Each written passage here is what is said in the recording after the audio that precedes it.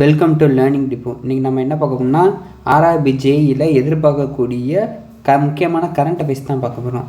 First question, the rank of India in which global hunger index 2025. அதான் 2025 global hungry இண்டெக்ஸில் India வந்து எத்தனாவது இடம் கேட்டிருக்காங்க. ஆப்ஷன் என்னென்னா பி 102வது இடம்.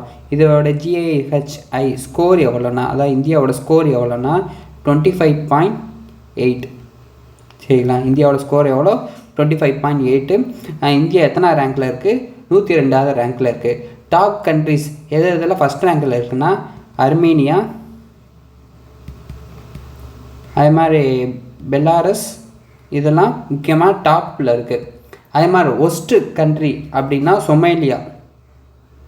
சொமைலியா அதுதான் ஒஸ்ட்டு கண்ட்ரி. குளோபல் ஹங்கரி இண்டெக்ஸில் மிகவும் ஒஸ்ட்டு கண்ட்ரின்னா சொமைலியா. நமக்கு பக்கத்தில் உள்ள கண்ட்ரியை பார்த்தா பாகிஸ்தான் வந்து எத்தனாவது பொசிஷனில் இருக்குன்னா 106வது பொசிஷனில் இருக்குது. ஓகேங்களா, பாகிஸ்தான் வந்து 106வது பொசிஷனில் இருக்குது. மொத்தம் 4 பாயிண்ட்டை வச்சு 4 இண்டிகேட்டரை வச்சு இது வந்து செலக்ட் பண்ணுவாங்க.